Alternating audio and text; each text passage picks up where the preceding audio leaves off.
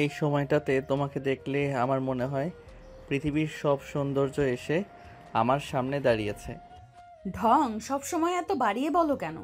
সত্যি বলছি নীলা, তোমার চোখের ওই কাজল কালো গভীরতা আর ঠোঁটের কোণের ওই মিষ্টি হাসি আমার সব ক্লান্তি দূর করে দেয়। তুমিও তো কম যাও না। তোমার ওই শান্ত চোখের দিকে তাকালে মনে হয় যেন এক গভীর সমুদ্র, যেখানে আমি ডুব দিতেও রাজি। তাহলে চলো না, দুজনেই হারিয়ে যাই সেই গভীরে, যেখানে শুধু তুমি আর আমি থাকবো। সব সময় এত রোমান্টিক কথা বলো তুমি, মাঝে মাঝে ভয় লাগে। এত ভালোবাসলে যদি হারিয়ে যাও। আমি কোথাও যাচ্ছি না, তুমি আমার পাশে থাকলে পৃথিবীর কোনো ঝড়ঝাপটা আমাকে টলাতে পারবে না। ভালোবাসি তোমায় অভ্র, অনেক ভালোবাসি। কখনো তোমাকে ছেড়ে যাব না। আমিও বাসি নীলা, আমার জীবনের প্রতিটা নিঃশ্বাসে তুমি জড়িয়ে আছো। এটা বলেই দুজন দুজনকে শক্ত করে জড়িয়ে ধরে। এতক্ষণ যাদের কথা শুনছিলেন তারা হচ্ছে আমাদের আজকের গল্পের নায়ক নায়িকা। চলুন তাদের পরিচয়টা জেনে আসি। অভ্র চৌধুরী একজন সফল সফটওয়্যার ইঞ্জিনিয়ার, সুদর্শন, শান্ত এবং কিছুটা চাপা স্বভাবের মানুষ। অফিসের কাজের বাইরে তার জগৎ মূলত তার স্ত্রী নীলাকে কেন্দ্র করে আবর্তিত হয়। নীলা সরকার একজন প্রাণবন্ত এবং স্পষ্টবাদী ফ্যাশন ডিজাইনার, সুন্দরী, বুদ্ধিমতী এবং একই সাথে কিছুটা জেদি। তাদের ভালোবাসার বিয়ে 5 বছর আগে হয়েছে। তাদের দাম্পত্য জীবন সুখ দুঃখে মেশানো, তবে নীলার সামান্য রাগ এবং অভিমান প্রায়শই তাদের মিষ্টির সম্পর্কে ছোটোখাটো ঝড়ের সৃষ্টি করে। রাতের খাবার টেবিলে অভ্র ও নীলা খাচ্ছে। নীরবতা ভেঙে নীলা কথা শুরু করে। আজ অফিসে মিথিলা বলছিল ওর নতুন শাড়ির ডিজাইনটা নাকি খুব সুন্দর। তুমি দেখেছো? আসলে আমার তেমন খেয়াল ছিল না, কাজের চাপে ছিলাম তো। সব সময় একই কথা, অন্য কিছু খেয়াল না রাখলে কি হয়? আরে বাবা, কি হয়েছে? একটা শাড়ি দেখিনি তাতে এত রাগ করছো কেন? রাগ করব না তো কি করব? তোমার কি মনে হয় শুধু তোমার কাজ আছে? আমার কি কোনো গুরুত্ব নেই তোমার কাছে? এ কি বলছো তুমি? তোমার গুরুত্ব নেই মানে? তুমি তো আমার সবটা। তাহলে একটু মন দিয়ে অন্য কিছুও দেখো, শুধু নিচের জগৎ নিয়ে থেকো না। ঠিক আছে বাবা, ঠিক আছে। কাল মিথিলার শাড়ি ভালো করে দেখব। এবার তো শান্ত হও। হুম, আর দেখতে হবে না, এখন আর আমার ইচ্ছে নেই। মুখ ঘুরিয়ে। আসলে নীলার স্বভাবটা এমন, ও অল্পতেই রেগে যায়। সকালবেলা নীলা বারান্দায় দাঁড়িয়ে চা খাচ্ছে, মুখ গোমড়া তার। নীলা এখনও কালকের বিষয়টা নিয়ে রাগ। রাতে অভ্র অনেক চেষ্টা করেছে তার কাছে যেতে, রাগ ভাঙ্গাতে, কিন্তু নীলা অভ্রকে তার কাছেও আসতে দেয়নি। এমনকি অভ্রের সাথে কোনো কথাও বলেনি। চা খাওয়ার সময় অভ্র নীলাকে পেছন থেকে এসে জড়িয়ে ধরে বলে, এই যে আমার রাগী বউ, এখনো রাগ করে আছো? ছাড়ো আমাকে। ছাড়বো মানে? কাল কি বলেছিলে মনে আছে? আমার গভীর সমুদ্রের ডুব দেবে বলেছিলে, আর এখন একটু ঢেউয়ে ভয় পাচ্ছ? নীলা তখন তার হাসি আটকে রাখতে পারে না। নীলা হেসে ফেলে। নীলাকে হাসতে দেখে অভ্র নীলার গালে একটা চুমু দেয়। তুমি না পারো সব সময় কথা ঘুরিয়ে পেঁচিয়ে বলো। ভালোবাসি যে তাই। রাগ করে থেকো না প্লিজ। কালকের জন্য সরি। আসলে সত্যি কাজের চাপ ছিল, তাই অন্য কিছু খেয়াল করিনি। তখন নীলা অভ্রর বুকে মাথা রেখে বলে, তুমি অন্যমনস্ক থাকলেই আমার খারাপ লাগে, মনে হয় যেন তুমি আগের মতো আমাকে ভালোবাসো না। অভ্র নীলাকে জড়িয়ে ধরে নীলার চুলে বিলি কেটে বলে, এমন বোকা বোকা কথা কেন ভাবো? আমার ভালোবাসা কখনো কমবে না, বরং দিন দিন বাড়বে। অভ্র নীলাকে শক্ত করে জড়িয়ে ধরে বলে, আজকে অফিস থেকে ফিরে তোমার জন্য নতুন একটা শাড়ি কিনে আনবো। তখন নীলা অভ্রর বুক থেকে মাথা তুলে বলে, সত্যি? হ্যাঁ সত্যি। এবার তো একটু হাসো, তোমার হাসিতেই তো আমার সকাল হয়। উম্মুয়া, তুমি অনেক ভালো।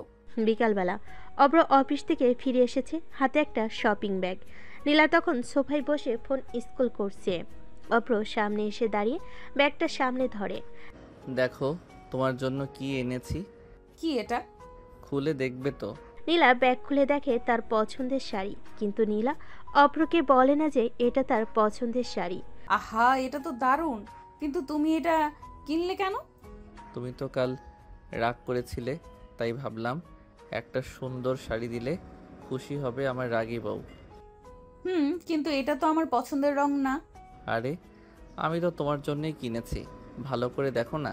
নীলা কিছুক্ষণ শাড়িটা ভালো করে দেখলো, তারপর বলল, হুম, এটা আমার স্টাইলের না। তুমি কেন এমন একটা নিলে? অভ্রের মনটা তখন একটু খারাপ হয়ে যায়। তারপর মাথা চুলকে বলে, ইস, এত কষ্ট করে এনেছি আর তুমি না না করছো।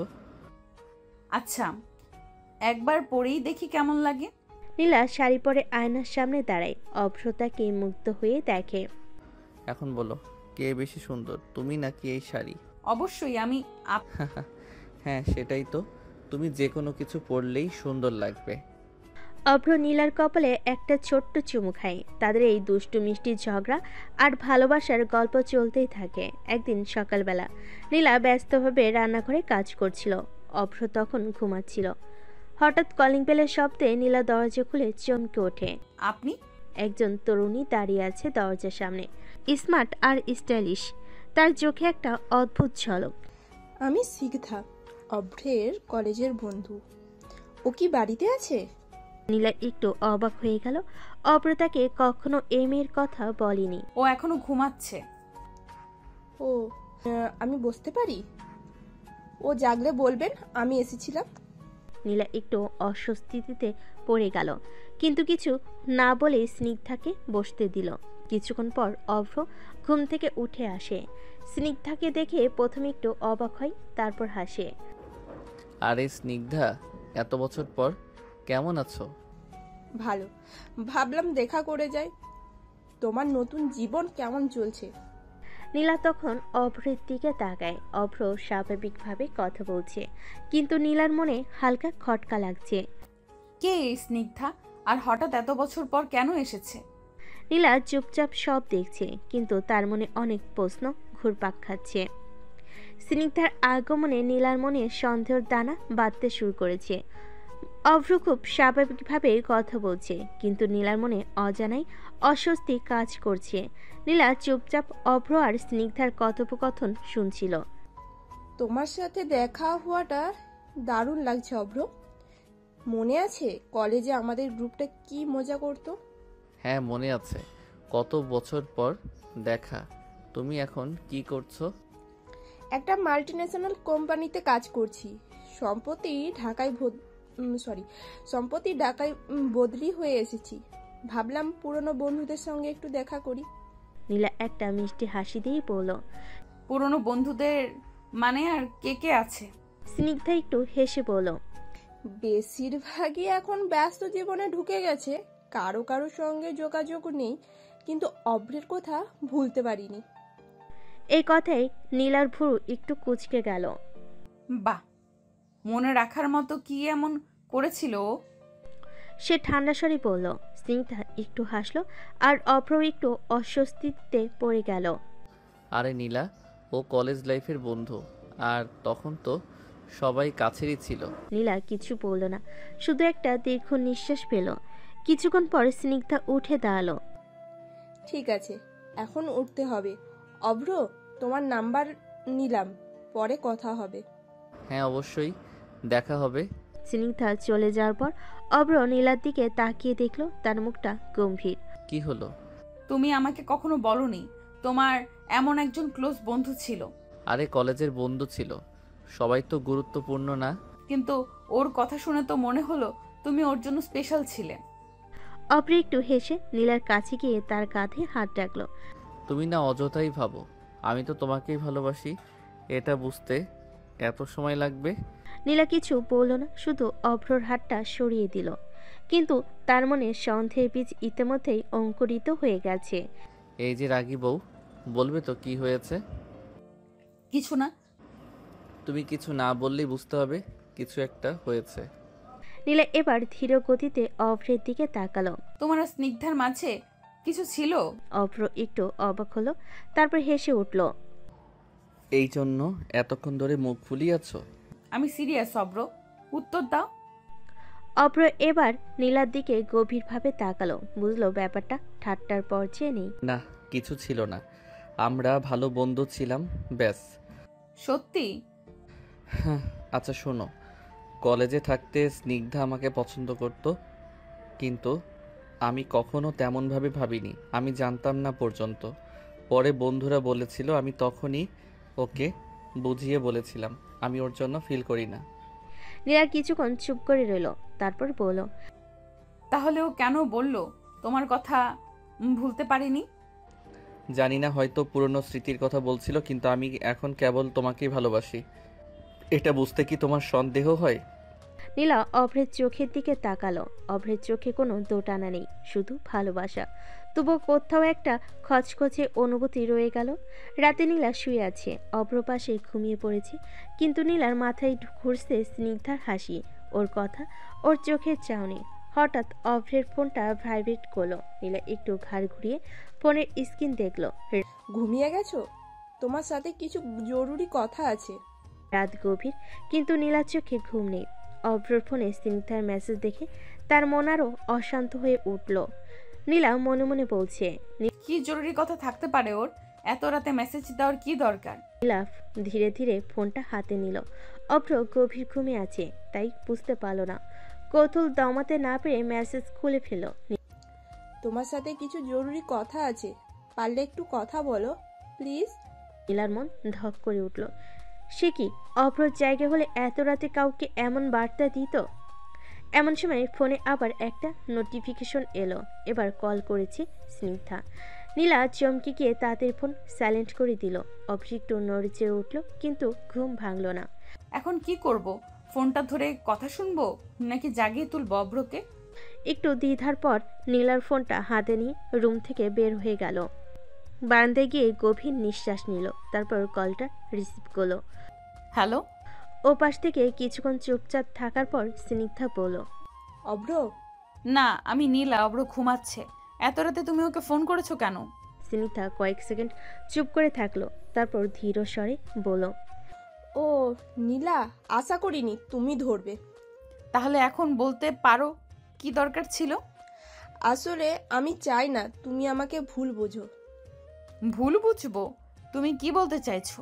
স্নিগ্ধা একটু দীর্ঘশ্বাস ফেলে বলল, আমি সত্যি অভ্রকে একটা জরুরি ব্যাপারে বলতে চেয়েছিলাম, আমাদের কলেজ লাইফের একটা পুরনো ঘটনা নিয়ে, যেটা অভ্র জানে না। এটা জানানো খুব দরকার, কিন্তু ও যেন ভুল না বোঝে, তাই আগে বুঝিয়ে বলার চেষ্টা করছিলাম। কি ঘটনা? এটা ফোনে বলা ঠিক হবে না, আমাদের একবার দেখা করা দরকার। নীলা পুরোপুরি হতভম্ব হয়ে গেল। স্নিগ্ধা তাকে দেখা করতে বলছে, এর মানে কি? তুমি চাও আমি তোমার সাথে দেখা করি?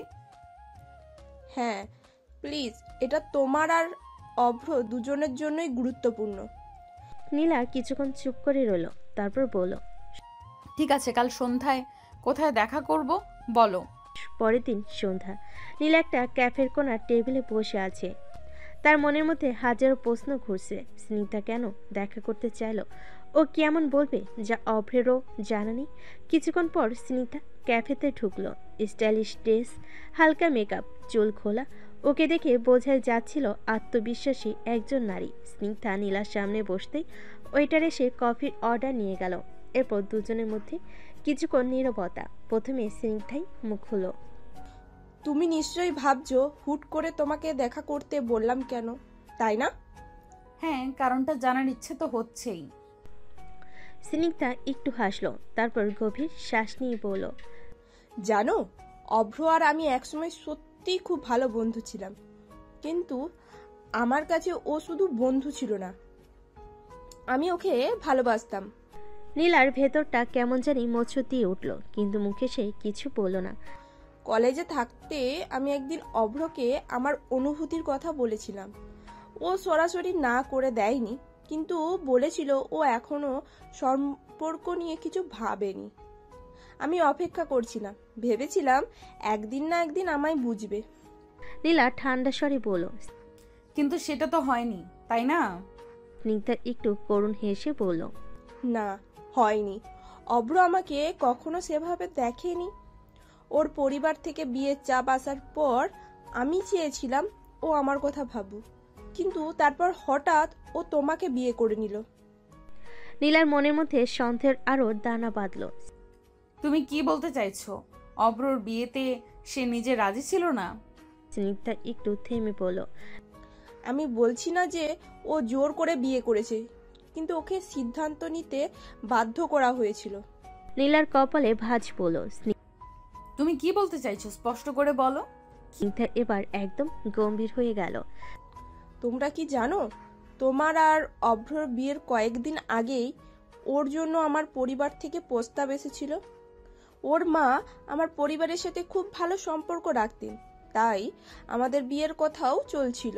কিন্তু হঠাৎ করেই একদিন ওর মা জানালেন অভ্র নাকি কাউকে ভালোবাসে এবং তাকে বিয়ে করতে চায়। স্নিগ্ধা মাথা ঝাঁকালো। হ্যাঁ, এবং সেদিন অভ্র আমাকে বলল ওর পরিবার থেকে চাপে পড়েই সে তোমাকে বিয়ের কথা বলেছে। নীলার শরীর কেমন জানি শীতল হয়ে গেল। এটা সত্যি? স্নিগ্ধা একটু হাসলো, কিন্তু সেই হাসির মধ্যে কোন এক অভিব্যক্তি লুকিয়েছিল।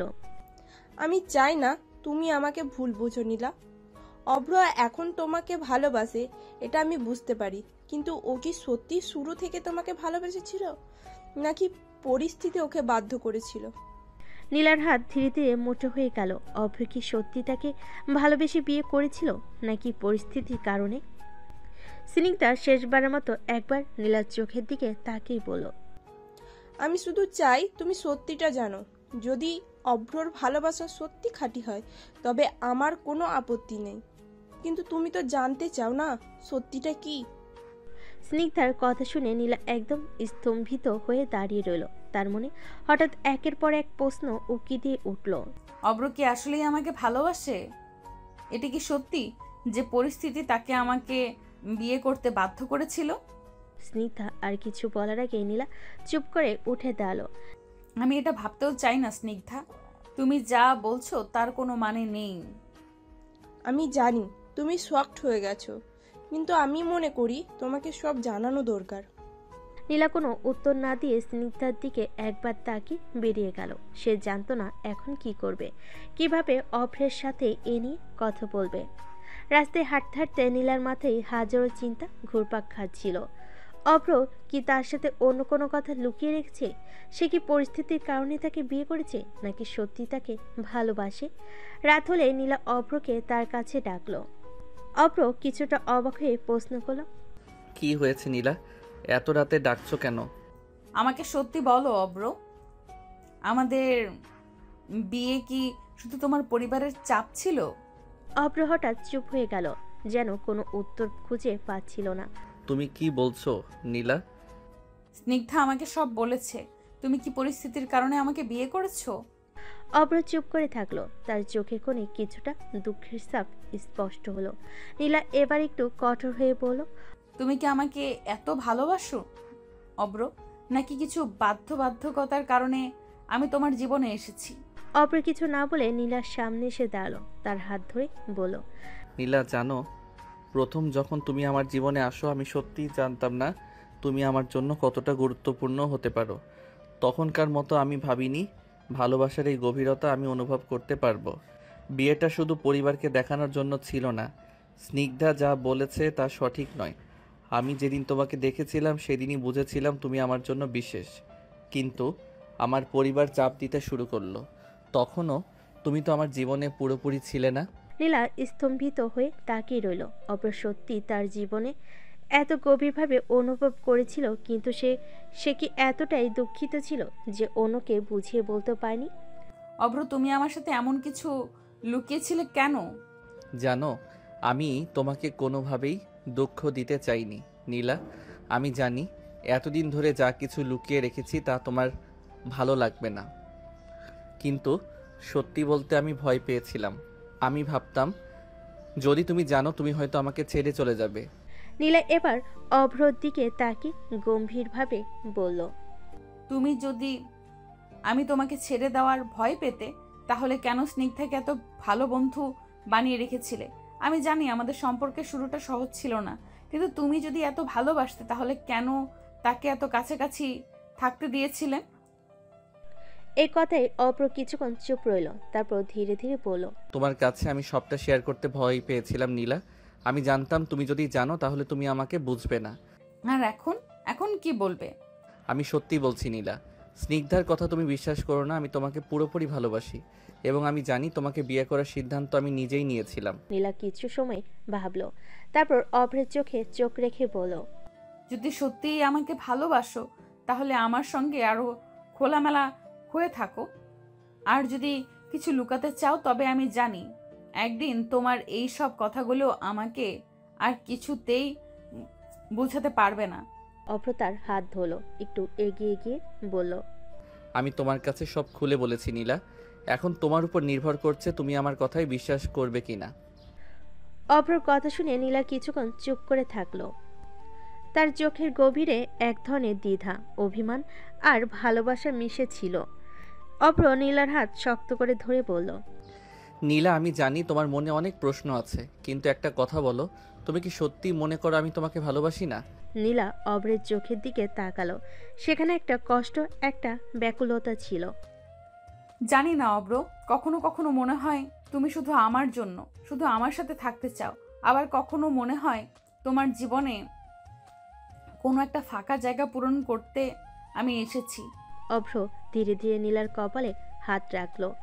আমার জীবনের কোনো ফাঁকা জায়গা ছিল না নীলা, তুমি আসার পরই আমি অনুভব করেছি ভালোবাসা কাকে বলে। আমি যদি তোমাকে না চাইতাম তাহলে কি এতদিন ধরে প্রতিটা ঝগড়া, প্রতিটা রাগ, প্রতিটা মানভঞ্জন এভাবে করতাম?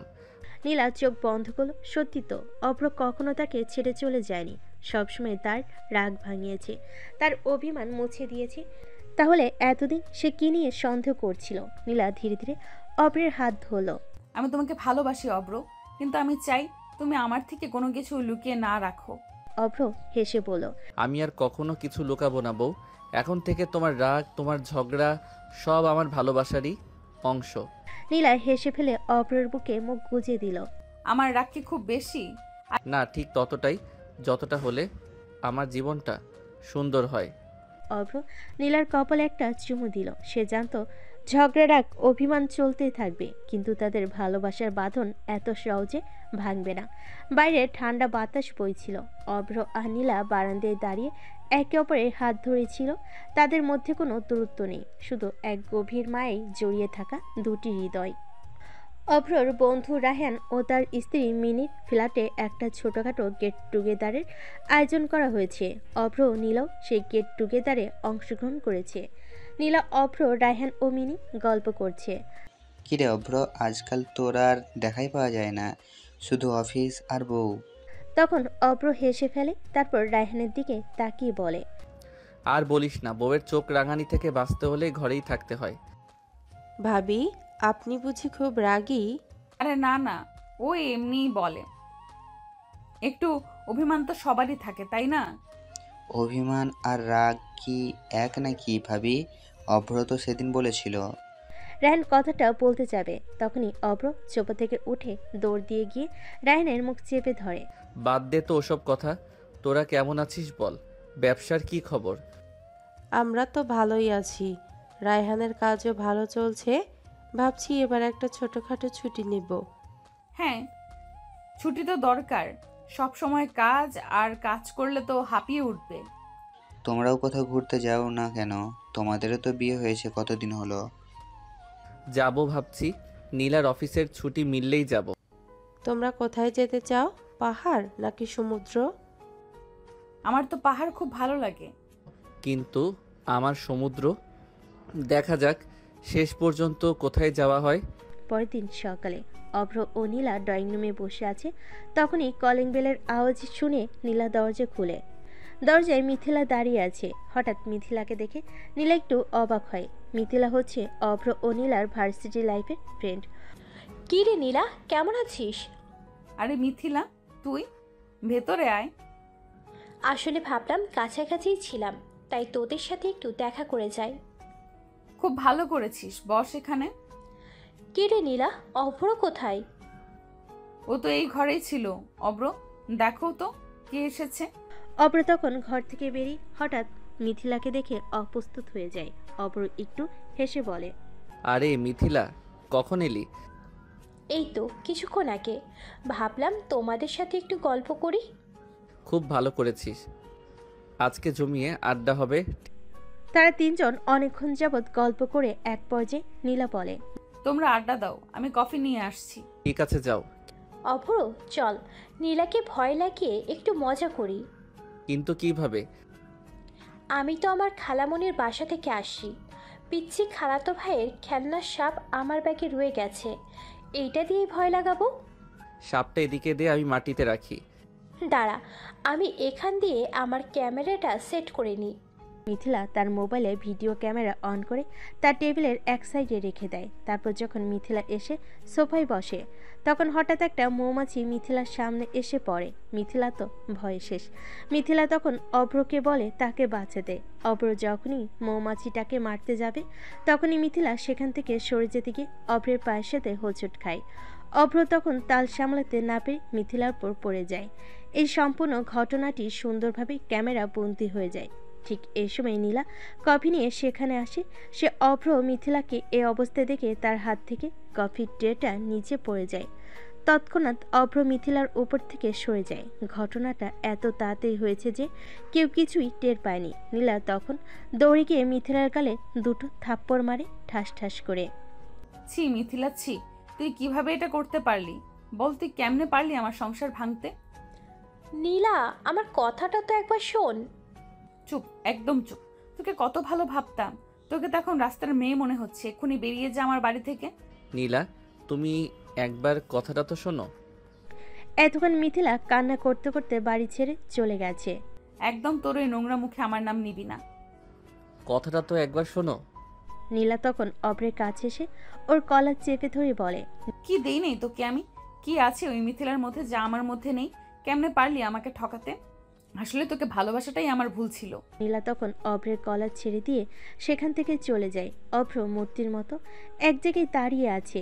কি হলো এটা তার সাথে? কি থেকে কি হয়ে গেল? তখনই নীলা রুম থেকে ব্যাগ নিয়ে বের হয়। সে আর থাকবে না অভ্রের সাথে। অভ্র তাকে আটকানোর অনেক চেষ্টা করে, কিন্তু নীলা থাকে না। চলে যাচ্ছি, আর কখনো দেখা হবে না। মিথিলাকে ঘরে নিয়ে আসিস। এই কথা বলে নীলা চলে যায়। অভ্র একটু হাসে। তৎক্ষণাৎ তার চোখ দিয়ে অঝরে পানি পড়ে। এটা আসলে খুশির হাসি ছিল না, এটা ছিল দুঃখের হাসি। সেই হাসিতে লুকিয়ে আছে পাহাড় সমান কষ্ট। নীলা কি সত্যি আমাকে ভালোবেসেছিল? ভালোবাসলে হয়তো আমাকে ভুল বুঝতো না। এই দাঁড়িয়ে থাকার মধ্যেই কখন যে 2 ঘন্টা পার হয়ে গেছে সেটা অভ্র টেরই পায়নি। সে ভাবছিল নীলার কথা।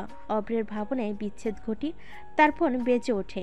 অভ্র ফোনের দিকে তাকিয়ে দেখে নীলার মা ফোন দিয়েছে। অভ্র ফোন রিসিভ করে। বাবা, তোমাদের মধ্যে কি কিছু হয়েছে? নীলা কান্না করতে করতে এসে তার রুমে ঢুকে গেছে, দরজাও খুলছে না। অভ্র কিছুই না বলে ফোনটা কেটে দেয়। অভ্র তখন মাথায় হাত দিয়ে বসে পড়ে, অনেকক্ষণ কান্না করে। অন্যদিকে মিথিলাও কান্না করছে। একসময় তার মোবাইলের ভিডিও ক্যামেরার কথা মনে পড়ে। সে তৎক্ষণাৎ তার ফোন বের করে দেখে সত্যি সেই সময়কার ভিডিওটি রেকর্ড হয়েছে। মিথিলা তৎক্ষণাৎ অভ্রকে কল করে। অভ্র, তখনকার ভিডিওটি রেকর্ড হয়ে গেছে। আমি এটা তোকে পাঠাচ্ছি, তুই এটা নীলাকে দেখা। নীলা আমাকে ছেড়ে চলে গেছে। হয়তো নীলা কখনো আমাকে ভালোই বাসেনি। ভালোবাসলে আমাকে ভুল বুঝতো না। ছেড়ে চলে গেছে মানে? আমি এক্ষুনি ভিডিওটা নীলাকে পাঠাচ্ছি। আমি চাই না সামান্য ভুল বোঝাবুঝির কারণে তোদের সংসার ভেঙে যাক। অভ্র কিছু না বলে কল কেটে দেয়। মিথিলা তখন নীলাকে কল করে। নীলা কান্না করছিল। মিথিলা কল দিয়েছে দেখে নীলা কেটে দেয়। মিথিলা বারবার কল দিচ্ছে দেখে এক পর্যায়ে নীলা কল ধরে। আমার সংসার ভেঙে মন ভরেনি, আবার কল করছিস কেন? একদম আজে বাজে কথা বলবি না। তোকে একটা ভিডিও পাঠিয়েছি, দেখ। নীলা ভিডিওটি দেখে। ভিডিওটি দেখে তো নীলা হামা করে কান্না শুরু করে। আমি কি করে পারলাম অভ্রকে অবিশ্বাস করতে? কিভাবে পারলাম ওর গায়ে হাত তুলতে? নীলা দরজা খুলে দৌড়ে গিয়ে তার মাকে জড়িয়ে ধরে কান্না করছে। কি হয়েছে মা, বল আমাকে। আম্মু, আমি অনেক বড় ভুল করে ফেলেছি। কি করছিস বুঝিয়ে বল আমাকে। নীলা তার মাকে পুরো বিষয় খুলে বলে। সব শুনে নীলার মা বলে, তোর উচিত এখনই অভ্রের কাছে ফিরে যাওয়া এবং ওর কাছে ক্ষমা চাওয়া। নীলা তার মায়ের কথা শুনে দেরি না করে তৎক্ষণাৎ বাসার উদ্দেশ্যে রওনা হয়। যখন নীলা তাদের অ্যাপার্টমেন্টের দরজার সামনে পৌঁছায় তখন তার বুক ধুকপুক করছিল। কি বলবে সে অভ্রকে, কিভাবে চাইবে ক্ষমা? দরজা খুলে ভেতরে ঢুকে নীলা। পুরো ঘর নীরব, থমথমে। অভ্র সোফার উপর মাথা নিচু করে বসে আছে। নীলার পায়ের শব্দ শুনে সে মুখ তুলে। তার চোখ লাল হয়ে আছে, মুখে ক্লান্তি স্পষ্ট। নীলা ধীরে ধীরে এগিয়ে আসে। অভ্র, তুমি এসেছো? হ্যাঁ, আমার ভুল হয়েছে। আমি তোমাকে ভুল বুঝেছি। মিথিলার পাঠানো ভিডিওটা আমি দেখেছি। বিশ্বাস করো, তখন আমার মাথা ঠিক ছিল না। আমি রাগের মাথায় কিছুই বুঝতে পারিনি। নীলার গলা ধরে আসে, চোখে জল চিকচিক করছে। অভ্র তখনও নীরব। নীলা কাছে গিয়ে অভ্রের হাত ধরে বলে, প্লিজ আমার কথা শোনো। আমি জানি আমি তোমার সাথে খুব খারাপ ব্যবহার করেছি। আমার রাগ কন্ট্রোল করা উচিত ছিল। তুমি সব সময় আমাকে বোঝো, আর আমি তোমাকে এত সহজে অবিশ্বাস করলাম। আমাকে ক্ষমা করে দাও অভ্র। নীলার চোখের জল গড়িয়ে পড়ে অভ্রের হাতের উপর। অভ্র ধীরে ধীরে হাত সরিয়ে নেয়। নীলার মুখ শুকিয়ে যায়। তুমি চলে গিয়েছিলে নীলা, কোনো কথা না শুনে, আমাকে কোনো সাফাইয়ের সুযোগ না দিয়ে তুমি চলে গিয়েছিলে। আমি জানি আমার ভুল হয়েছে। আমি বুঝতে পারিনি রাগের বশে আমি কি করছি। ভালোবাসা কি এত ঠুনকো হয় নীলা? একটা সামান্য ঘটনায় সব শেষ হয়ে যেতে পারে? না অব্র, আমায় বিশ্বাস করো, আমার ভালোবাসা এত ঠুনকো নয়। ওই মুহূর্তে রাগে আমি দিশেহারা হয়ে গিয়েছিলাম। প্লিজ আমাকে আর একটা সুযোগ দাও। আমি কথা দিচ্ছি আর কখনো এমন হবে না। নীলা দুহাতে অভ্রের মুখ ধরে। তার চোখে গভীর অনুশোচনা। অভ্র নীলার চোখের দিকে তাকিয়ে থাকে। সেই কাজল কালো গভীরতা, সেই মিষ্টি হাসির অভাব তার হৃদয়কে ক্ষত বিক্ষত করছিল। এত সহজে কি সব ভুলে যাওয়া যায় নীলা? আমার কতটা কষ্ট হয়েছে তুমি বুঝতেও পারবে না। আমি জানি অব্র, আর সেই জন্যই আমি এখানে এসেছি। তোমার কষ্ট আমি অনুভব করতে পারছি।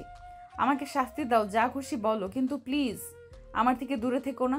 আমি তোমাকে ছাড়া বাঁচতে পারবো না। নীলার কান্নায় অভ্রের বুকের ভেতরটা নরম হয়ে আসে। সে নীলার হাত ধরে নিজের হাতের মধ্যে নেয়। আমিও তোমাকে ছাড়া থাকতে পারি না নীলা, কিন্তু তুমি আমাকে অবিশ্বাস করবে আমি কখনো ভাবতেই পারিনি।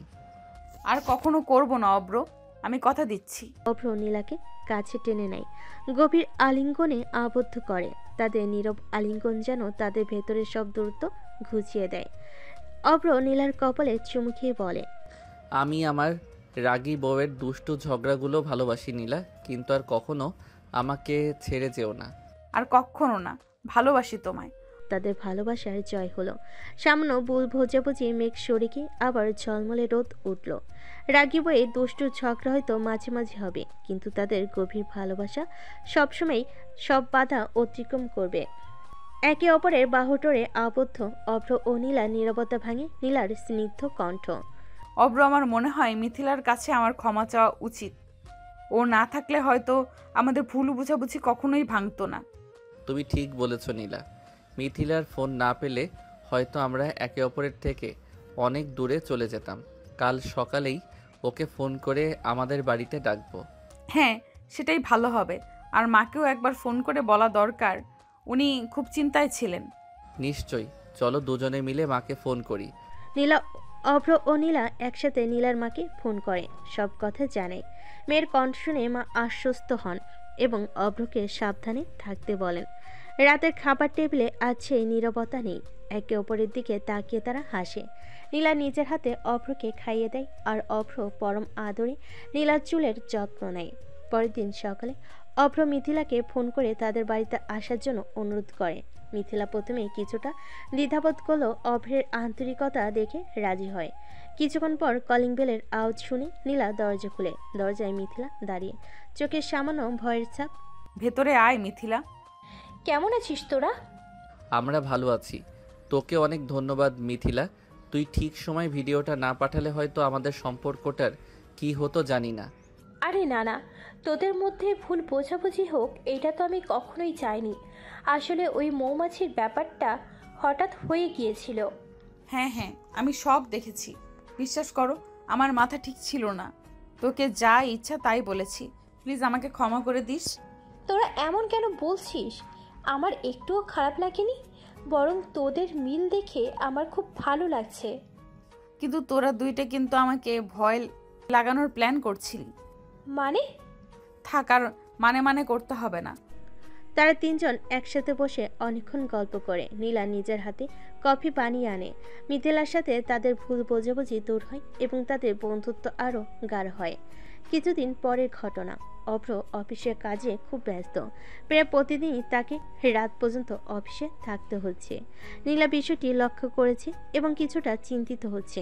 রাতের খাবার টেবিলে অভ্র ক্লান্ত হয়ে বসে থাকে, তেমন কথা বলে না। অব্র, তোমার কি শরীর খারাপ লাগছে? আজকাল তোমাকে খুব ক্লান্ত দেখাচ্ছে। না নীলা, শরীর ঠিক আছে। অফিসের কাজের চাপ একটু বেশি, নতুন একটা প্রজেক্টের ডেডলাইন খুব কাছে চলে এসেছে তো। কিন্তু এইভাবে শরীর খারাপ করবে তো? তুমি একটু বিশ্রাম নাও না কেন? চেষ্টা করছি নীলা, কিন্তু কাজটা শেষ না করে উপায় নেই।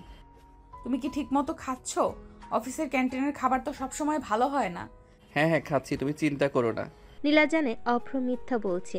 অফিসে কাজের চাপে সে নিজের শরীরে খেয়াল রাখছে না। পরের দিন নীলা অভ্রের জন্য টিফিন তৈরি করে অফিসে দিয়ে আসে।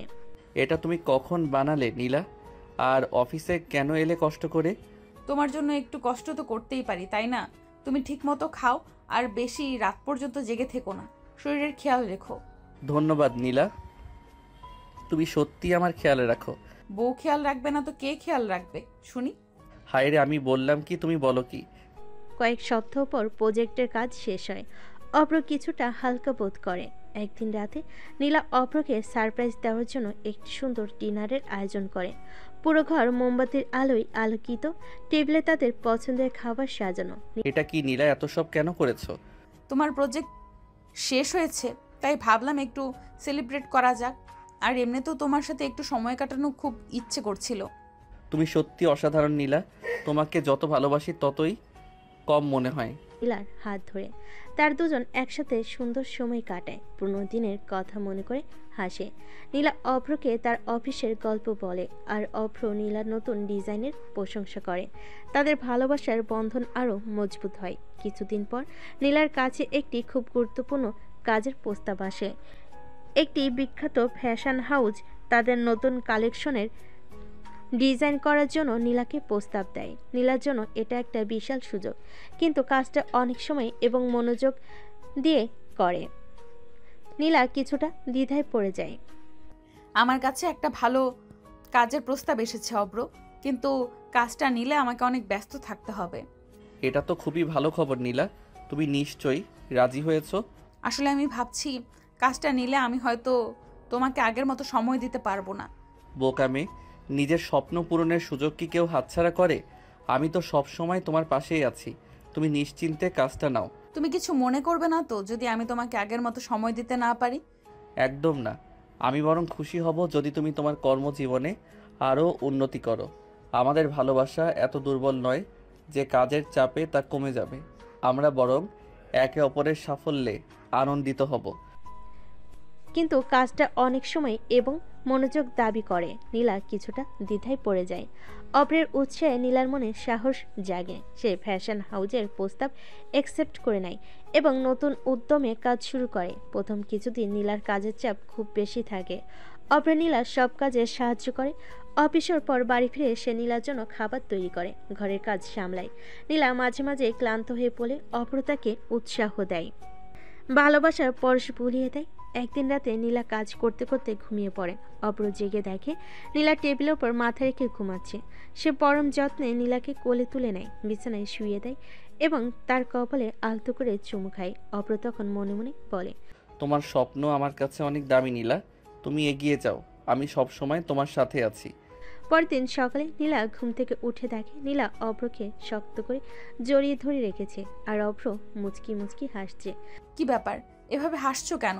কাল রাতে তোমাকে দেখতে খুব মিষ্টি লাগছিল, কাজের মধ্যে কখন ঘুমিয়ে পড়েছো টেরই পাওনি। ও, তুমি আমায় তুলেছিলে? থ্যাংক ইউ অব্র, তুমি না থাকলে আমি কি করতাম জানি না। আমরা তো একে অপরের পরিপূরক নীলা, সবসময় এভাবেই পাশে থাকবো। নীলারও উৎসাহের সাথে কাজ করতে থাকে। অভ্রর সমর্থন আর ভালোবাসায় সে তার নতুন প্রজেক্টে সফল হয়। তাদের দাম্পত্য জীবনে কাজের ব্যস্ততা কিছুটা পরিবর্তন আনলেও তাদের ভালোবাসার গভীরতা আরও বাড়ে। তারা বুঝতে পারে একে অপরের স্বপ্নকে সম্মান জানানো এবং পাশে থাকার সত্যিকারের ভালোবাসা। অভ্র ও নীলা একসঙ্গে অনেক কিছু পার করেছে। তাদের ঝগড়া, মান অভিমান, ভালোবাসার টানাপোড়েন সবকিছু এক নতুন বাঁকে এসে দাঁড়িয়েছে। অভ্র এবার সিদ্ধান্ত নিয়েছে তারা একটা ছোট্ট ভ্রমণে যাবে। এই ট্রিপ শুধু ঘোরার জন্য নয়, বরং তাদের সম্পর্ককে আরো মজবুত করার জন্য। নীলা, এবার আমাদের একটা ছোট্ট অ্যাডভেঞ্চার দরকার। অ্যাডভেঞ্চার মানে? কি বলো? মানে পাহাড়ে যাব, ঝর্ণা দেখব, লম্বা ট্রেকিং করব, ক্যাম্প ফায়ার করব। সত্যি? তাহলে চলো চটপট প্ল্যান করি। প্ল্যান আমি করেই ফেলেছি। টিকিট বুকড, রিসর্ট ঠিক করা, সব কিছু রেডি। তুমি না একদম চমকে দিতে ভালোবাসো। সেটা তো তুমি জানোই। নীলা খুশিতে ব্যাগ গোছাতে লেগে যায়, আর অভ্র একপাশে বসে তার হাসি খুশি স্ত্রীকে দেখে মুগ্ধ হয়। পরদিন সকালবেলা অভ্র আর নীলা পাহাড়ের উদ্দেশ্যে রওনা হয়। বাসের জানালা দিয়ে বাইরে তাকিয়ে নীলা শিশুর মতো আনন্দ পাচ্ছিল। তার চোখে মুখে খুশির ঝলকানি। অব্র দেখো, এইসব গাছ, এইসব রাস্তা কেমন অন্যরকম লাগে, তাই না? হ্যাঁ, মাঝে মাঝে ব্যস্ত শহর ছেড়ে প্রকৃতির মাঝে আসা দরকার। জানো, ছোটবেলায় যখন বাবার সাথে প্রথমবার পাহাড়ে গিয়েছিলাম তখনও এমন লাগতো। ছোটবেলার স্মৃতি মনে পড়ছে? হ্যাঁ, বাবা হাত ধরে পাহাড়ে উঠিয়ে নিয়ে গিয়েছিল। আমি ভেবেছিলাম আমি কখনো উঠতে পারবো না, কিন্তু বাবা বলেছিল একটা একটা করে ধাপ তোল, দেখবি ঠিক পৌঁছে যাবি। আমিও তো তোমাকে বলেছি, জীবনেও এক ধাপ করে এগিয়ে যেতে হয়। আর তাই তো আমি জানি তুমি আমার জীবনে সব সময় থেকো। অভ্র আর নীলা একে অপরের দিকে তাকিয়ে হাসে। এই ছোট্ট ছোট্ট মুহূর্তগুলোই তাদের সম্পর্ককে আরও দৃঢ় করে তুলেছে। কয়েক ঘন্টার যাত্রা শেষে তারা অবশেষে পাহাড়ের পাদদেশে পৌঁছে যায়। রিসোর্টের চারপাশে সবুজ বন, বাতাসে ঠান্ডা হাওয়া, আর দূরে পাহাড়ের চূড়ায় ভেসে থাকা মেঘ। এটা কি স্বপ্ন? এত সুন্দর জায়গা। সত্যি তো। তাইলে চলো দেখি স্বপ্নের ভেতর ঘুরে বেড়ানো যায় কিনা। তারা দুজন রিসোর্টে চেক ইন করে, তারপর একটু বিশ্রাম নেয়। কিন্তু নীলা বসে থাকার মেয়ে নয়। বিশ্রামের কিছুক্ষণ পরে সে অভ্রকে টেনে বের করে আনে। চলো না একটু হাঁটি, এখানে চুপচাপ বসে থাকলে হবে? আচ্ছা চলো, আজ তোমার কথাই শুনি। অভ্র আর নীলা পাহাড়ি পথ ধরে হাঁটতে থাকে। রাস্তার দুপাশে বিশাল বিশাল গাছ, পাখির ডাক, আর বাতাসে ঠান্ডা ছোঁয়া। অব্র জানো, ছোটবেলায় আমি ভাবতাম পাহাড় কি সত্যি সত্যি কথা বলে। কেন? আমার দাদু বলতো যখন বাতাস বয়ে যায়, পাহাড় তার পুরনো দিনের গল্পগুলো বাতাসের কানে কানে বলে। তাহলে এখন তুমি কি শুনতে পাচ্ছ? পাহাড় কি বলছে? পাহাড় বলছে, অব্র আর নীলা তোরা ঝগড়া করিস না, তোদের দুজনকে একসঙ্গে অনেক ভালো লাগে। তাই নাকি? তাহলে পাহাড়ের কথা মেনে চলা উচিত। একদম। সন্ধ্যার পর তারা একটা ছোট্ট ক্যাম্পফায়ারে বসে। আগুনের আলোয় নীলার চোখ ঝলমল করছে, আর অভ্রের চোখে প্রশান্তি। জানো, পাহাড়ের মতো সম্পর্ক শক্ত হতে হয়। ঝড় আসবে, বৃষ্টি হবে, কিন্তু পাহাড় নড়ে না। হ্যাঁ, এবার আমি সেটা বুঝতে পেরেছি। আমি আর কখনো এমন করব না। ঠিক আছে, তাহলে এই পাহাড়ের সামনে একটা প্রতিজ্ঞা করি। কেমন প্রতিজ্ঞা? আমাদের মধ্যে যতই ঝগড়া হোক না কেন, আমরা কখনো একে অপরকে ছেড়ে যাব না। ডিল? ডিল।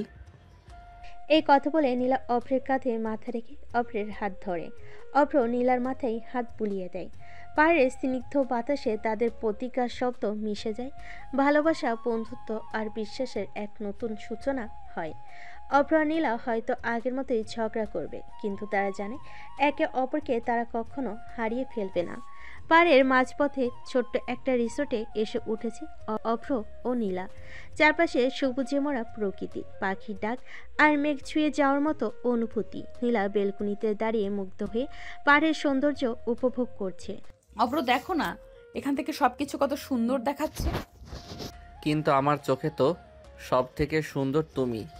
অভ্রের মুখে এ কথা শুনে নীলা লজ্জা পায়। আবার শুরু করলে?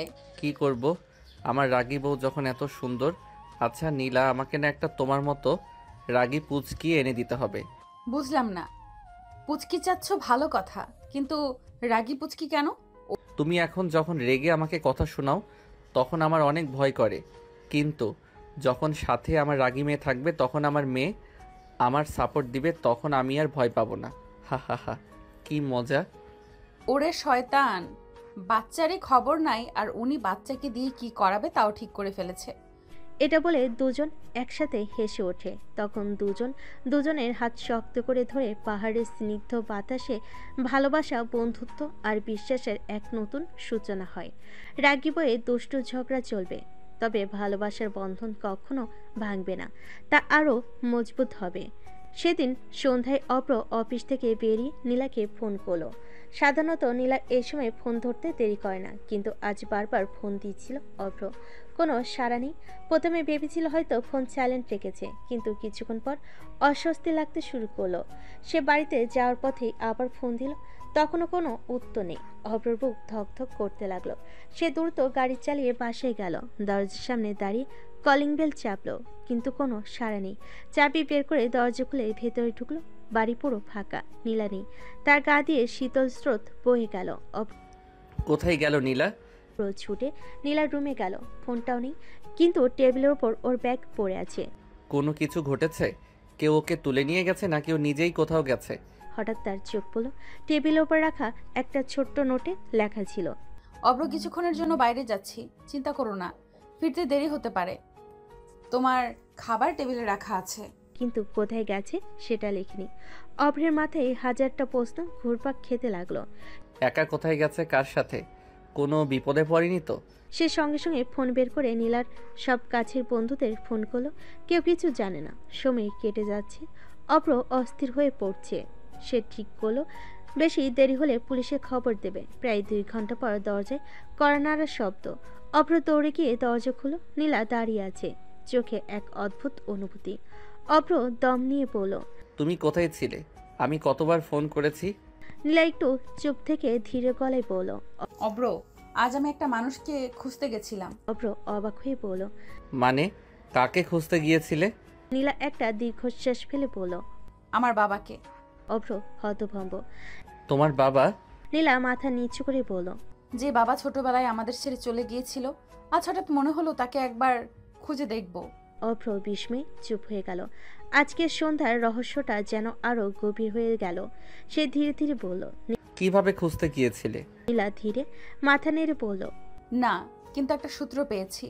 একটা লোক বলল বাবাকে নাকি কয়েক বছর আগে এই এলাকায় দেখেছিল। আমি আরো খোঁজ নেব। অভ্র দীর্ঘশ্বাস ফেলে বলল, তুমি এই কাজ একা করছো কেন? আমাকেও বলতে পারতা। নীলা একটু হাসলো, ক্লান্ত একটা হাসি। আমি জানি তুমি আমার পাশে থাকবে, কিন্তু এটা আমার নিজের লড়াই অব্র। বাবাকে খুঁজে পেতে হলে আগে আমাকে নিজের ভেতরের ভয়গুলো জয় করতে হবে। অভ্র নীলার দিকে তাকিয়ে রইল। সে বুঝতে পারল এই সন্ধ্যা শুধু তার জন্য অস্থিরতাই ছিল না, নীলার জন্য ছিল এক অন্যরকম সন্ধ্যা, তার অতীতের ছায়ার সঙ্গে দেখা হওয়ার সন্ধ্যা। সে নীলার হাত ধরে বলল, ঠিক আছে, তবে মনে রেখো তুমি একা না, আমিও আছি তোমার সাথে। নীলা অভ্রের দিকে তাকিয়ে মৃদু হাসল। আজকের সন্ধ্যার রহস্যের সমাধান হয়নি, কিন্তু একটা নতুন অধ্যায় শুরু হয়ে গেল।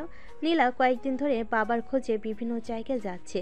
পুরনো ঠিকানাগুলো গিয়ে দেখেছে, কেউ বাবার কথা তেমন জানে না। মা কখনো বাবার বিষয়ে কিছু বলেনি, তাই তার একমাত্র ভরসা হলো ছেলেবেলার শোনা কিছু অস্পষ্ট তথ্য। অভ্র তার পাশে আছে, যদিও প্রথম দিকে নীলা একাই খোঁজ করতে চেয়েছিল, কিন্তু অভ্রের জেদের কাছে শেষমেশ হার মানতে হয়েছে। একদিন সন্ধ্যায় নীলা আর অভ্র একটা পুরনো এলাকায় চায়ের দোকানে বসে আছে। এখানে কেউ একজন বলেছিল নীলার বাবাকে কয়েক বছর আগে দেখেছে। একজন বৃদ্ধ দোকানদার তাদের গল্প শুনে বলল, তোমার বাবার নাম কি বললে? সৈয়দ কামরুল ইসলাম। বৃদ্ধা কিছুক্ষণ ভেবে বলল, এই নামের একজনকে আমি চিনতাম। উনি বছর 5 আগে এখানেই থাকতেন, কিন্তু এখন কোথায় আছেন জানি না। শুনেছি পাশের বৃদ্ধাশ্রমে থাকতে গেছেন। নীলার বুক ধক করে উঠল। অভ্র উত্তেজিত হয়ে বলল, বৃদ্ধাশ্রমটা কোথায়? বৃদ্ধ ঠিকানা বলল। নীলা আর অভ্র দ্রুত সেখানে ছুটে গেল। বৃদ্ধাশ্রমে রিসেপশনে গিয়ে খোঁজ করতে একজন কর্মী বলল, হ্যাঁ, কামাল সাহেব এখানে ছিলেন, কিন্তু নীলার শ্বাস আটকে গেল। নীলা তখন কোনো কথা বলতে পারছে না। নীলার কিন্তু কি? তিনি কয়েক মাস আগে মারা গেছেন। চোখের সামনে অন্ধকার নেমে এলো। এতদিন যাকে খুঁজে ফেল সে তো আর নেই। তবে তিনি মারা যাওয়ার আগে প্রায় মেয়ের কথা বলতেন।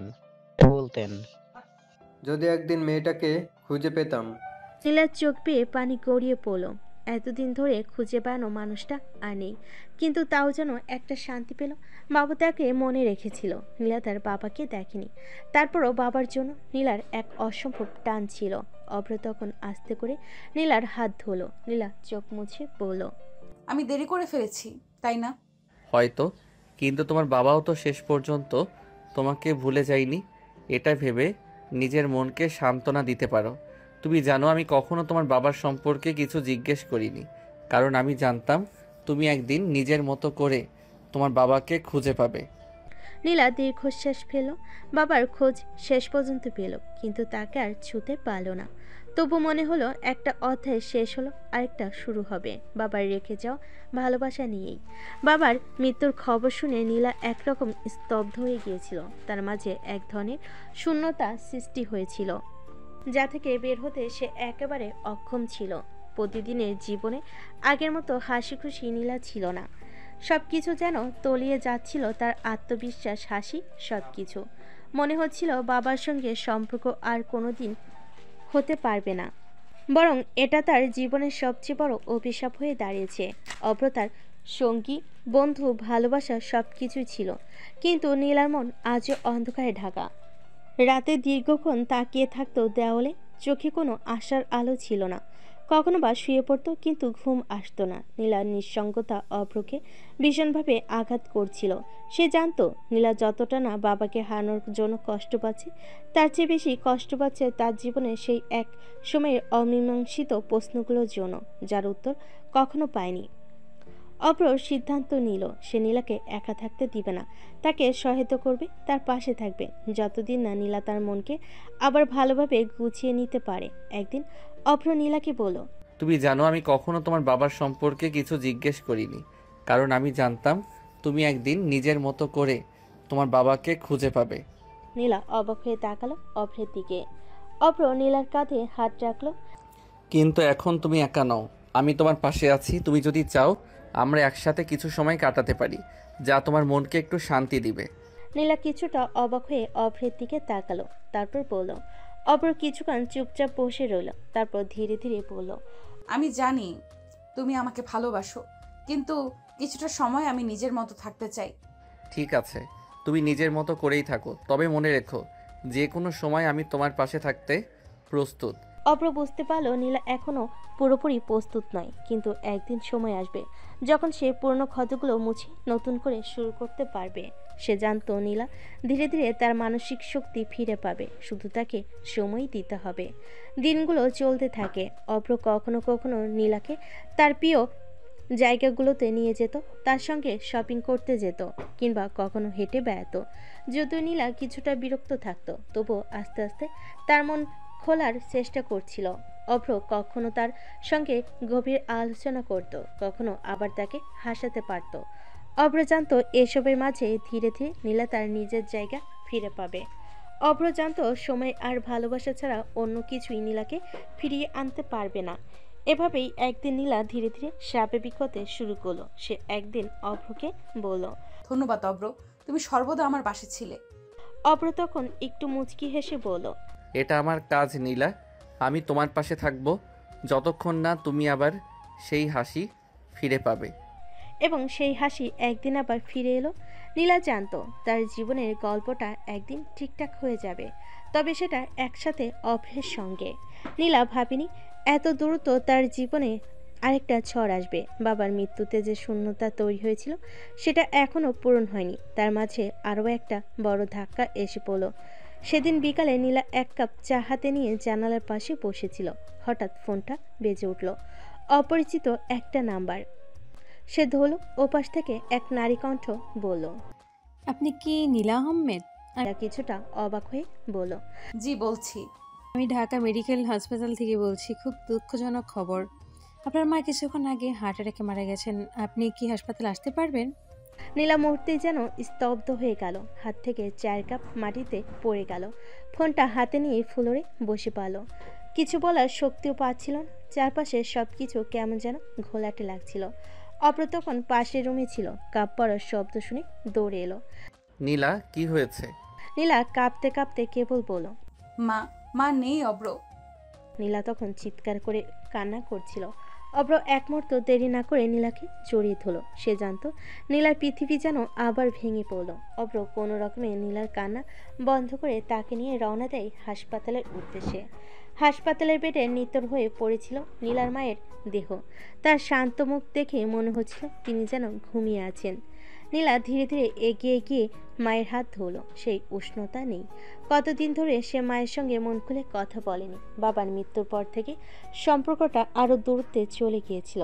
এখন মনে হচ্ছে যদি আরো কিছুদিন সময় পেত তাহলে হয়তো সব ঠিক করে নিতে পারত। কিন্তু সময় কারোর জন্য অপেক্ষা করে না। নীলার চোখ দিয়ে শুধু অঝরে পানি ঝরছিল। অভ্র ধীরে ধীরে তার পাশে এসে দাঁড়ালো, কাঁধে হাত রাখলো, কিন্তু কিছু বলল না, কারণ সে জানতো এই মুহূর্তে কোনো কথাই সান্ত্বনা দিতে পারবে না। একটু পরে একজন ডাক্তার আসলো। তিনি অভ্রকে বলল, আপনি কি মৃত মহিলার মেয়ের জামাই? জি। আপনি একটু আমার সাথে আসুন। অভ্র ডাক্তারের সাথে তার চেম্বারে যায়। তখন ডাক্তার বলে, ভদ্রমহিলার মৃত্যুর কিছুক্ষণ আগে যখন বুঝতে পেরেছিল যে ওনার হাতে আর সময় নেই, তখন তিনি আমাকে বলে উনি কিছু কথা বলবে, সেগুলোর জন্য আমি রেকর্ড করি, তারপর যেন ভয়েস রেকর্ডটা ওনার মেয়ের জামাইকে দেই।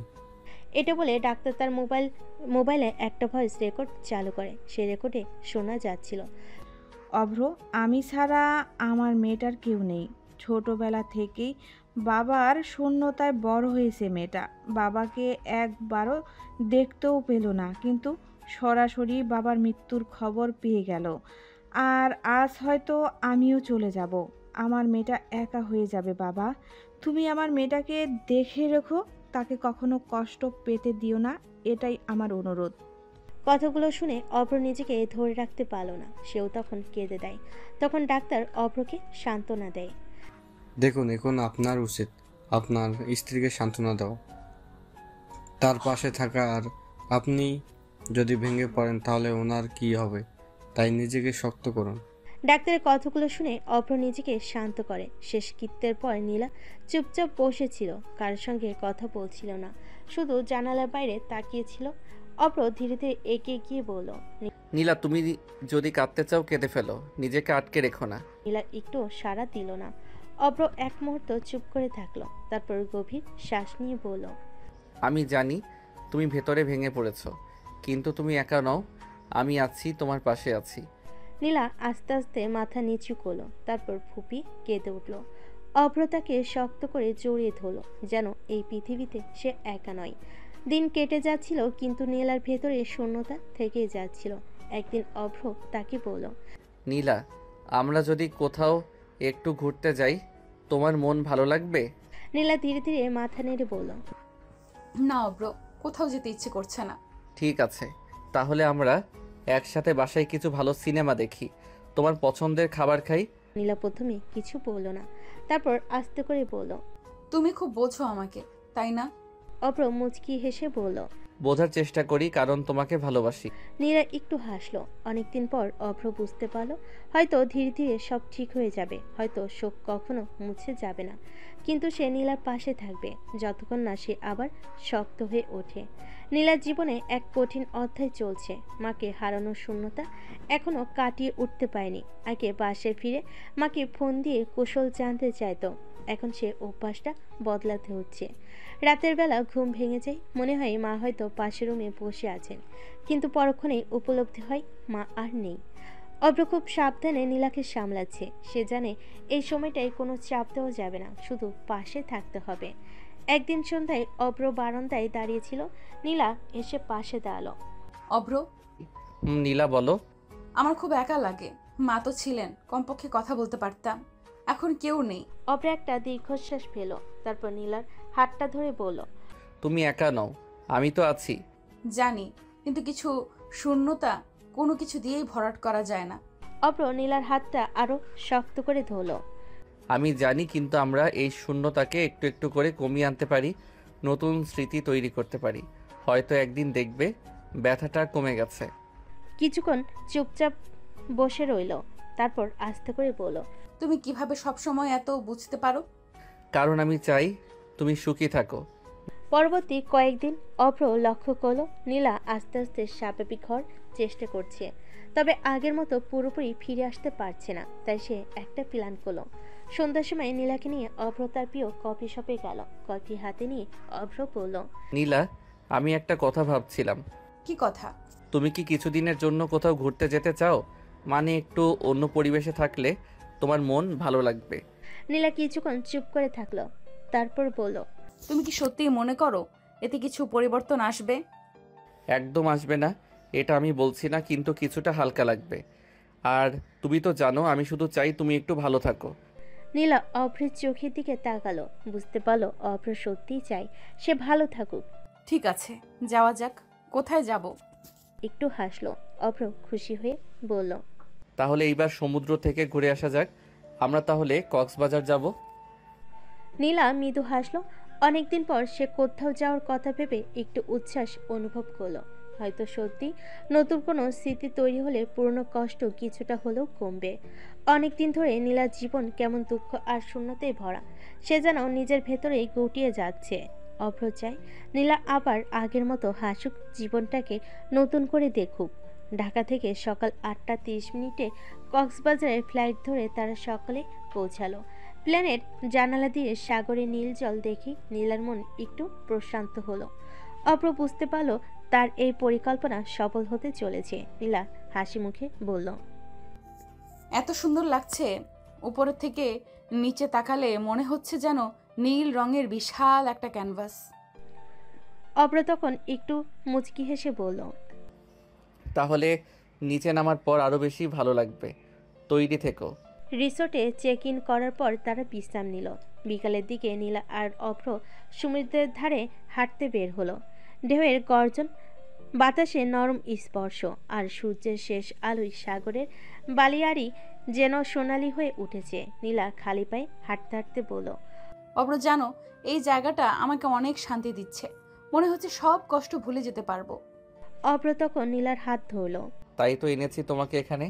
শুধু কষ্টগুলো ঝেড়ে ফেলবে না, বরং নতুন করে বাঁচতে শিখবে। হঠাৎ একটা বড় ঢেউ এসে তাদের পায়ের কাছাকাছি চলে এলো। নীলা একটু ভয় পেয়ে অভ্রের হাত চেপে ধরল। অভ্র হেসে বলল, এই তো, ভয় পাওয়ার কিছু নেই। সমুদ্র যেমন গর্জায় তেমন শান্ত হয়, জীবনও তো তাই, তাই না? নীলা গভীরভাবে অভ্রের চোখের দিকে তাকালো। তুমি সবকিছুর সঙ্গে জীবনকে মিলিয়ে ফেলতে পারো, এত সহজ করে ভাবো কিভাবে? অভ্র কাজ জাকালো, তারপর বলল, কারণ আমি জানি জীবন জটিল হলেও আমরা যদি ঠিকঠাকভাবে দেখি তবে সহজ পথও খুঁজে পাওয়া যায়। নীলা চুপচাপ দাঁড়িয়ে থাকলো। এক ধরনের প্রশান্তি ছড়িয়ে পড়ল তার মনে। পরের দিন সকালে তারা আবার সৈকতে গেল। এবার নীলা আগের দিনের চেয়ে অনেক বেশি উচ্ছ্বাসিত। অভ্র তাকে চ্যালেঞ্জ দিল, তুমি যদি আমাকে ধরে ফেলতে পারো তাহলে আজ যা খেতে চাইবে তাই খাওয়াবো। তুমি তো খুব তাড়াতাড়ি দৌড়াতে পারো, আমাকে হারাতে চাইছো? অভ্র তখন মজা করেই বলল, আচ্ছা ঠিক আছে, তাহলে আমি আস্তে দৌড়াবো, আর তুমিও চেষ্টা করো। নীলা দৌড়ানো শুরু করলো। অভ্র একটু ধীরে ধীরে দৌড়াচ্ছে, কিন্তু হঠাৎ একটা ঢেউ এসে তাদের দুজনকে ভিজিয়ে দিল। নীলা হেসে ফেলে। এই ঢেউটা বোধহয় নীলাকে সাহায্য করলো কিছুটা হালকা হতে। এখন বলো কি খেতে চাও? নীলা একটু কিছুক্ষণ ভেবে বলল, ঝিনুকের ভেতরে রাখা কক্সবাজারের ঐতিহ্যবাহী মাছ ভুনা খেতে চাই। তাহলে চলো, তোমার জন্য স্পেশাল মাছ ভুনার ব্যবস্থা করা যাক। রাতের দিকে তারা সৈকতে গিয়ে বালিতে বসে রইল। চাঁদের আলো সাগরের জলে প্রতিফলিত হচ্ছে। নীলা একটা মায়াবী পরিবেশ তৈরি করেছে। নীলা ধীরে ধীরে বলল, তুমি জানো অব্র, এতদিন পর মনে হচ্ছে আমি সত্যিই ভালো আছি। এতদিন যা হারিয়েছি সেটা হয়তো ফিরে পাবো না, কিন্তু আমি বেঁচে আছি এবং সেটা সুন্দরভাবে কাটাতে চাই। অভ্র তখন নীলার কাঁধে হাত রাখলো। আমি তো তোমার পাশে আছি, আর যতদিন তুমি চাও ততদিন এইভাবে থাকবো। নীলা একটা দীর্ঘশ্বাস ফেলল, কিন্তু এবার সে ভারী কষ্টে ছিল না, বরং এক ধরনের মুক্তির অনুভূতি ছিল তাতে। সমুদ্রের ঢেউ গর্জন করতে থাকলো, কিন্তু এবার সেই গর্জন কেমন যেন সঙ্গীতের মতো লাগছিল তাদের কানে। কক্সবাজার থেকে আসার পর নীলা একটু অসুস্থ বোধ করে এটা অভ্রকে জানালে অভ্র তৎক্ষণাৎ নীলাকে নিয়ে ডাক্তার দেখাতে যায়। তারপর ডাক্তার যা বলে তার জন্য কেউই প্রস্তুত ছিল না। ডাক্তার নীলাকে বলে, অভিনন্দন, আপনি মা হতে চলেছেন। নীলা যখন জানতে পারলো সে মা হতে চলেছে তখন এক অদ্ভুত অনুভূতি হলো তার। আনন্দ, ভয়, উত্তেজনা সব মিলিয়ে এক মিশ্র অনুভূতি। অভ্র তো দারুণ খুশি, সে যেন পৃথিবীর সবচেয়ে আনন্দিত মানুষ। অন্যদিকে অভ্রত এটা পাবলিক প্লেস হওয়ার কারণে সে খুশিতে নাচতে পারছে না। তাদের বিয়ে প্রায় 1 বছর হবে, এমন সময় তারা এই সুখবর পেয়ে যেন আনন্দে আত্মহারা হয়ে গেছে। নীলা একদিন অভ্রের দিকে তাকিয়ে বলল, অভ্র, আমি ভয় পাচ্ছি। আমি কি পারবো একজন ভালো মা হতে? অভ্র একটু হেসে তার হাত ধরে বলল, তুমি তো দুনিয়ার সবচেয়ে যত্নশীল মানুষ, তুমি দারুণ মা হবে, এই ব্যাপারে কোনো সন্দেহ নেই। আচ্ছা, বাবা হওয়ার জন্য কি তুমি প্রস্তুত? অভ্র চোখ টিপে তারপর বলল, আমি তো তোমার সেবা করতে করতেই ব্যস্ত আছি। আগে মা হওয়ার অভিজ্ঞতা নাও, তারপর বাবার পালা। আমার সেবা করতে তোমার অনেক কষ্ট হয়, তাই না? হ্যাঁ, কষ্ট হয়, কিন্তু যখনই মনে পড়ে আমাদের একজন নতুন সদস্য আসতে চলেছে তখনই সব কষ্ট ভুলে যাই। নীলার গর্ভকালীন সময়টা যেন অভ্রের জন্য একটা নতুন মিশন হয়ে গেল। সে যেন ঠিক করে রেখেছে নীলাকে এক মুহূর্তের জন্য অস্বস্তি পেতে দেবে না, কারণ নীলার মা অভ্রকে বলে গেছে তার মেয়েটা যেন কখনো কষ্ট না পায়। অভ্র সবসময় কথাটা মনে রাখে। রাতে যদি নীলার একটু পেট ব্যথা হয়, অভ্রের সঙ্গে সঙ্গে উঠে গিয়ে পানি নিয়ে আসে, নরম বালিশ ঠিক করে দেয়। নীলা একটু বেশি কিছু খেতে চাইলে অভ্র নিজে রান্নাঘরে গিয়ে রান্না করে। একদিন রাতে নীলা পায়ের ব্যথা হচ্ছিল, অভ্র তার পা টিপে দিতে দিতে বলল, এই ছোট্ট মানুষটা তোমার ভেতরে এত দুষ্টমি করছে যে তোমার এত কষ্ট হচ্ছে। আল্লাহ জানে এ যখন বাহিরে বের হবে তখন কি করবে। নীলা তখন হেসে বলল, আমার কষ্ট হলেও আমি জানি সে ভালো আছে, সেটাই আমার স্বস্তি। তোমার জন্য তো আমি চাই তুমি ভালো থাকো, হাসি খুশি থাকো। নীলা তার কপালে একটা চুমু দিয়ে বলল, তুমি যদি পাশে থাকো তাহলে আমার কোনো কষ্টই থাকবে না। আমি সর্বদা তোমার পাশে আছি। আচ্ছা, তুমি তো বলেছিলে আমাদের মেয়ে আমার মতো রাগী হবে আর তোমাকে আমার থেকে সাপোর্ট দিবে, যদিও রাগী না হয়। ওর স্বাধীনতায় আমি কোনো প্রকার বাধা দিব না। অভ্র, আমার না ভয় লাগে আমাদের সন্তান হওয়ার পরে তুমি যদি বাবুকে নিয়ে পড়ে থাকো, আমাকে যদি আগের মতো ভালো না বাসো। আরে পাগলি, ভয় পাওয়ার কিছু নেই। আমার মনে তোমার জন্য ভালোবাসা কোনোদিনই কমবে না। তখন 7 মাসের অন্তঃসত্ত্বা।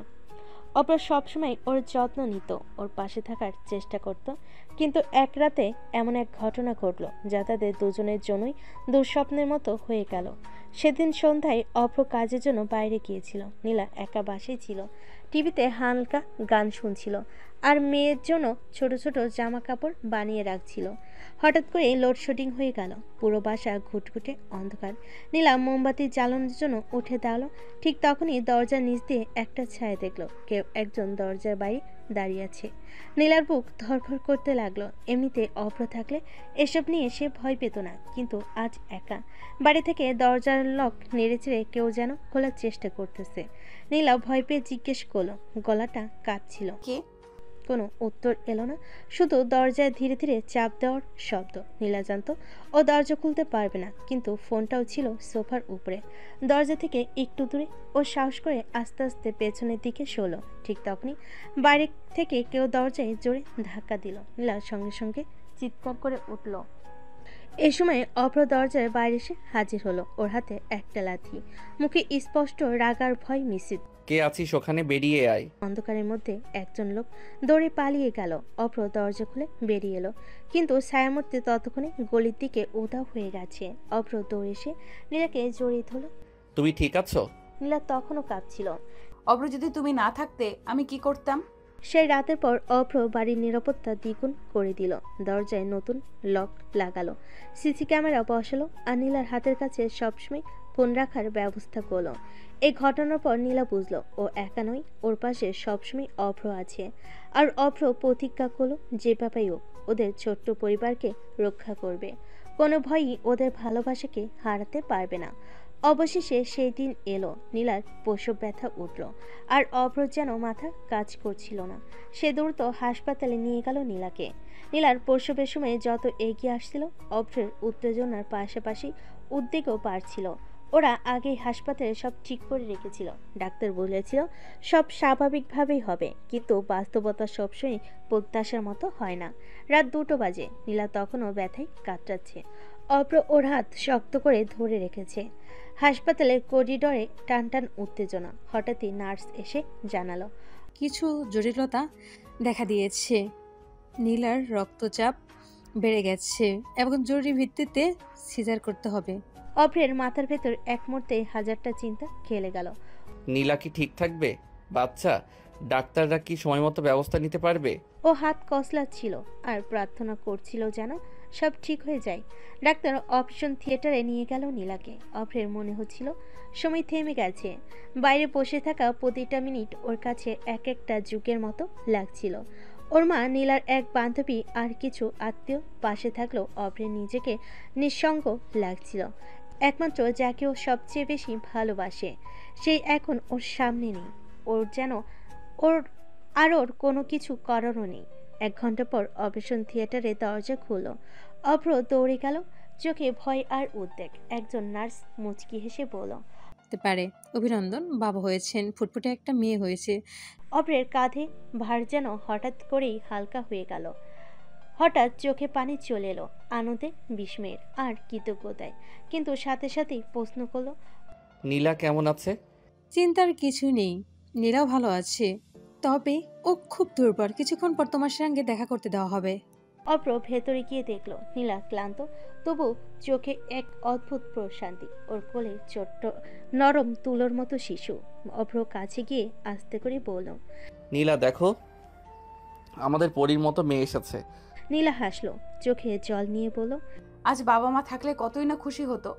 মন খারাপ করো না, তারা তো উপর থেকে দেখছে, তারা নিশ্চয়ই অনেক খুশি হয়েছে। আমাদের নতুন জীবনের সূচনা হলো। হ্যাঁ, আমাদের পরিবারের ছোট্ট নক্ষত্র। সেই মুহূর্তটা যেন ছিল একেবারে নিখুঁত ভালোবাসায় মোড়ানো, নতুন জীবনের আনন্দপূর্ণ। প্রথম কয়েক মাস খুবই কষ্টের ছিল নীলার জন্য। রাতের পর রাত শিশুর কান্নায় ঘুম হয়নি, কিন্তু অভ্র ছিল তার পাশে সবসময়। এক রাতে যখন শিশুটি কান্না করছিল, অভ্র নীলাকে জোর দিয়ে বলল, তুমি বিশ্রাম নাও, আমি তাকে শান্ত করছি। অভ্র শিশুটিকে কোলে তুলে নিল আর তার ছোট্ট মুখটায় চুমু খেয়ে বলল, শান্ত হয়ে যাও ছোট্ট মেয়ে, তোমার মায়ের তো একটু বিশ্রাম প্রয়োজন। নীলা শান্ত মনে দেখে অভ্র কিভাবে নিজের মেয়ের যত্ন নেয়।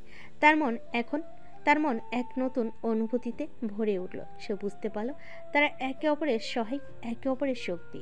শিশুটির সাথে কিছুদিন পর তারা যখন প্রথম পার্কে গেল, ছোট্ট মেয়ে তখন হাঁটতে শিখেছে। তার খুশি শেষ ছিল না। নীলা ও অভ্র হাত ধরাধরি করে হাঁটছিল আর তাদের মেয়েটি তারা করছিল। অভ্র হাসি মুখে বলল, তুমি যখন ছোট ছিলে তখন কি তোমারও এমনই মনে হতো? নীলা শিশুটির দিকে তাকিয়ে বলল, হ্যাঁ, তবে তখন আমি জানতাম না যে এটা কত আনন্দের হবে। এখন বুঝতে পারছি। সেখানে একটি লেকের ধারে বসে তারা সবাই একে অপরের ভালোবাসার ছোঁয়ায় আগলে রাখছিল। ছোট্ট মেয়েটি খেলছিল আর অভ্র ও নীলা একে অপরের দিকে তাকিয়ে জানত তাদের জীবনের সবচেয়ে সুন্দর সময় এখানেই একসাথে। নীলা অভ্রের দিকে তাকিয়ে বলল, আমাদের এই ছোট্ট পরিবারটি যেন পৃথিবীর সবচেয়ে সুন্দর কিছু। অভ্র তখন মৃদু হাসি দিয়ে বলল, হ্যাঁ, পৃথিবী সবসময় আমাদের কাছে সুন্দরী ছিল, শুধু আমাদের একে অপরের কাছে থাকার প্রয়োজন ছিল। সময় চলে যায় এবং তাদের ছোট্ট পরিবার বড় হতে থাকে। মেয়েটি স্কুলে যেতে শুরু করে আর অভ্র ও নীলা নিজেদের ছোট করে সুখী হয়ে থাকে। পরিবারে ভালোবাসা, সুরক্ষা ও সুখের অনুভূতি সবসময় বিরাজমান। একদিন রাতের বেলা যখন তারা তিনজন একসাথে টিভি দেখছিল, অভ্র চুপচাপ বলল, আজকের দিনটা খুবই বিশেষ আমাদের জীবনে, এমন অনেক দিন আসুক। এভাবে নীলা, অভ্র এবং তাদের ছোট্ট মেয়ে একটি সুখী এবং পূর্ণ পরিবারের পথযাত্রা শুরু করলো, যেখানে ভালোবাসা, শান্তি এবং আনন্দের কোনো অভাব ছিল না। সময় কত দ্রুত কেটে যায়। তাদের ছোট্ট মেয়েটা এখন 5 বছরে পা দিয়েছে। নাম রেখেছে আরু। ভালোবেসে সবাই তাকে আরুমণি বলে ডাকে। সে এখন দৌড়ঝাঁপ করে, বাবার পিঠে চড়ে ঘোড়া খেলতে ভালোবাসে আর মায়ের সাথে রান্নাঘরে ছোট ছোট হাত দিয়ে ময়দা মাখতে বসে। সেদিন সকালবেলা অভ্র আর আরু বেলকনিতে বসে গল্প করছিল। নীলা তখন কিচেন থেকে চায়ের কাপ হাতে বেরিয়ে এলো। বাবা, তুমি যখন ছোট ছিলে তখনও কি তোমার চুল এত ছোট ছিল? আরও কৌতূহলী হয়ে জিজ্ঞেস করলো। অভ্র হেসে বলল, তখনও ছিল, কিন্তু তোমার মতো সুন্দর ছিল না। আরও ঠোঁট ফুলিয়ে বলল, আমার চুল সুন্দর, কিন্তু মা বলে আমি যদি ঠিকমতো না আঁচড়াই তাহলে জট পড়ে যাবে। ঠিকই তো বলেছে তোমার মা। আচ্ছা বাবা, তুমি এত ভালো, আম্মু এত পচা কেন? আমার যেগুলো ভালো লাগে না আম্মু সেইগুলোই করে। তোমার অপছন্দের কি কাজ করে তোমার মা?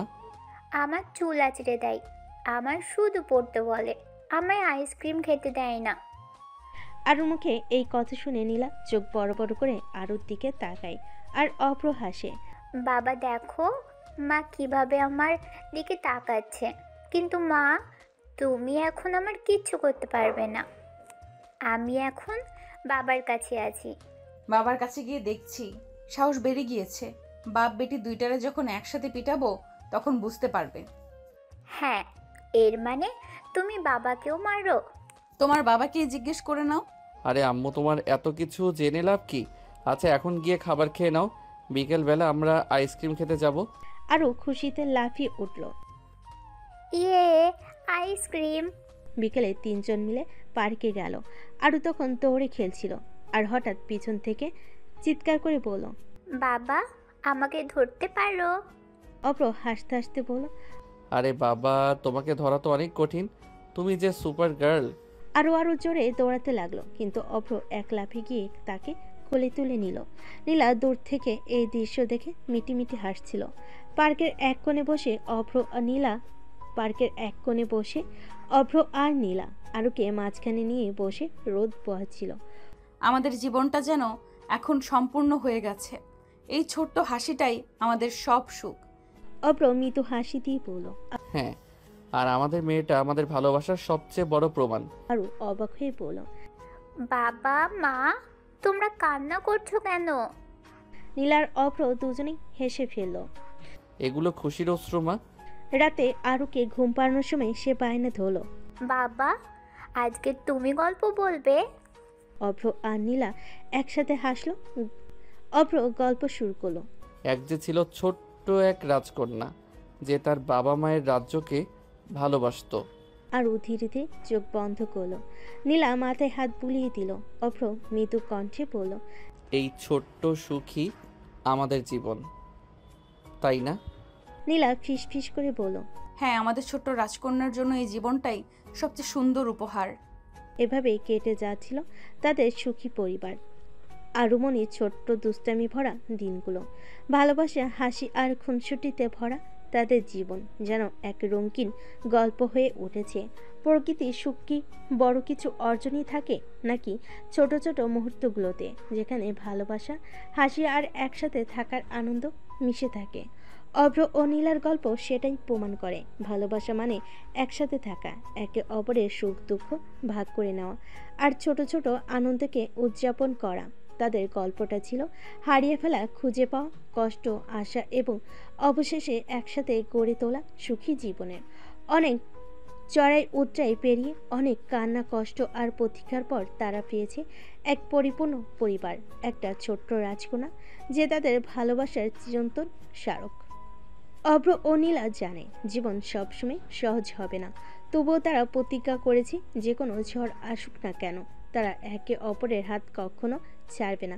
ভালোবাসা থাকলে সব সমস্যায় পেরিয়ে যাওয়া যায়, এবং তাদের গল্প সেটাই প্রমাণ করে। তাদের জীবনের এই অধ্যায় শেষ হলো, ভালোবাসার গল্প কখনো শেষ হয় না। সময়ের সাথে সাথে নতুন নতুন গল্প তৈরি হবে, নতুন হাসি, নতুন স্বপ্ন, নতুন স্মৃতি।